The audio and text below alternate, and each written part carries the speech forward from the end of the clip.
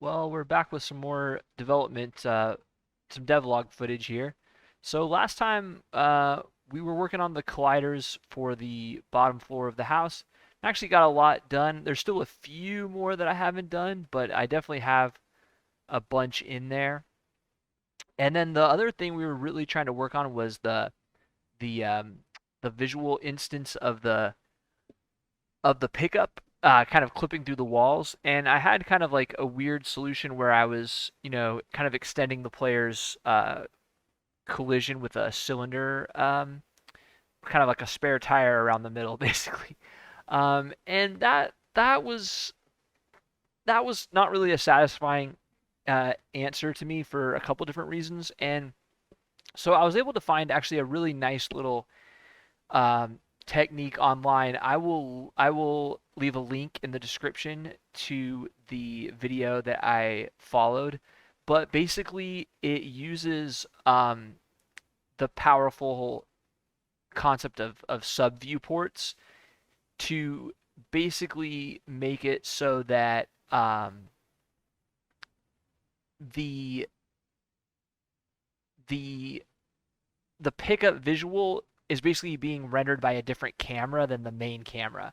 And so this actually completely solves our problem, which is really nice. So now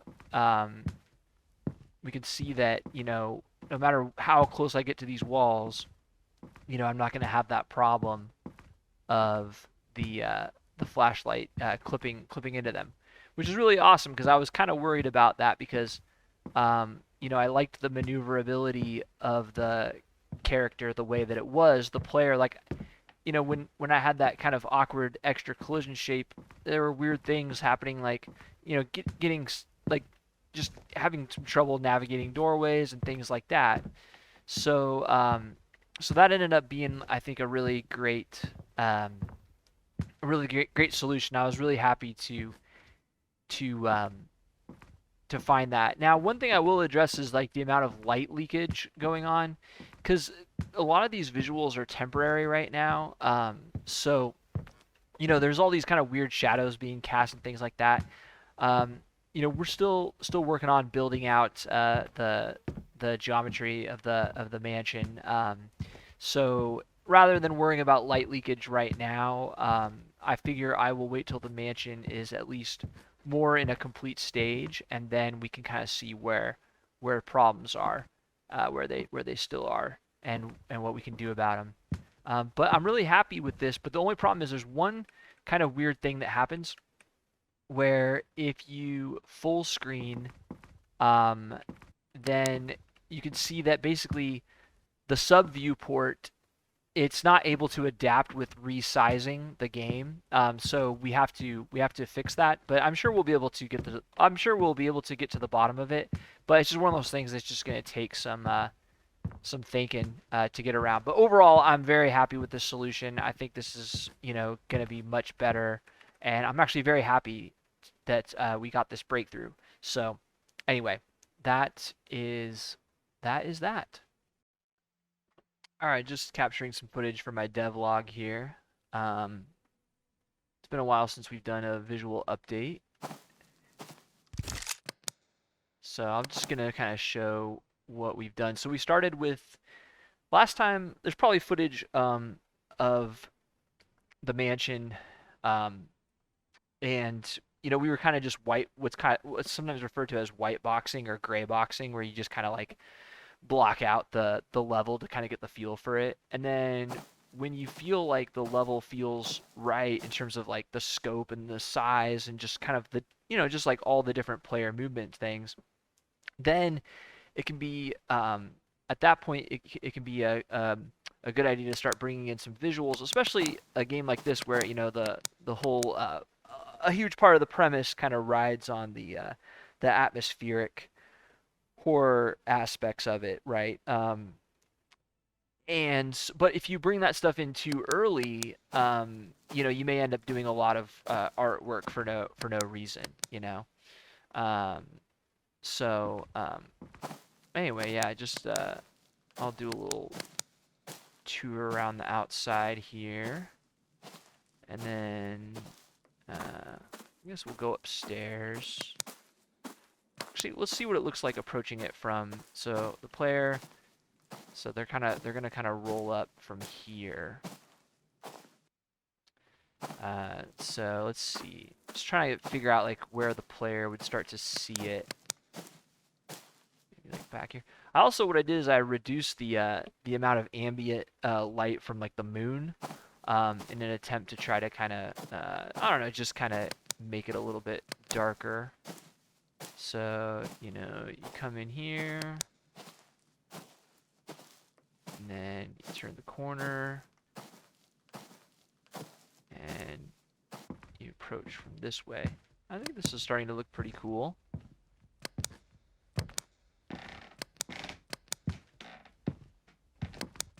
Now, I'll just warn sensitive viewers that there is a jump scare in the game where there's a 1 in 13 chance that your flashlight, the ghost attacks you while you're trying to turn on your flashlight. So just want to give a heads up to that.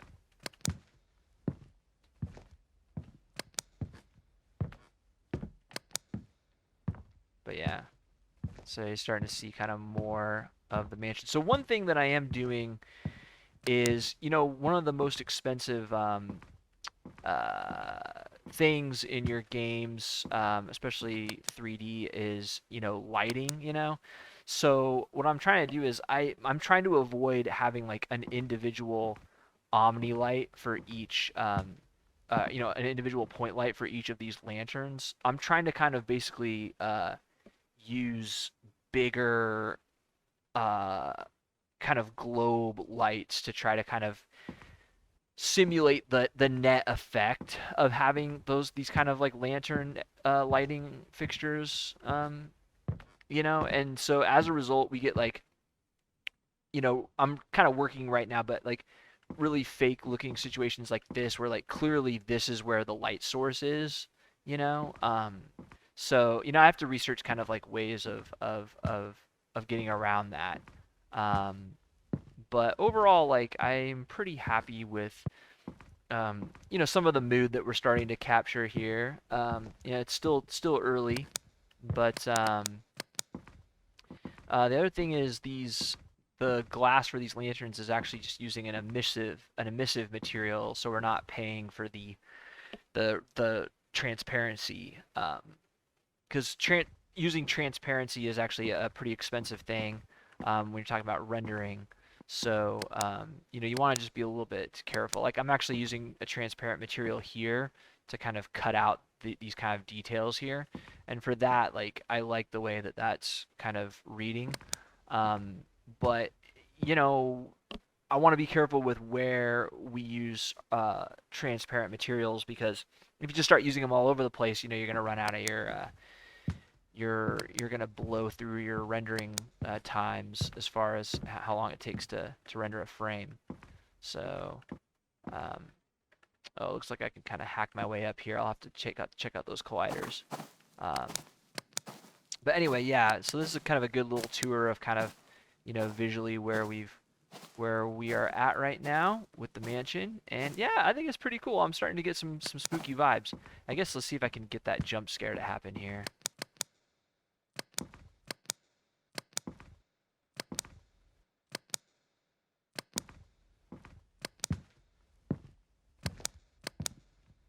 Where are you, Mr. Ghost?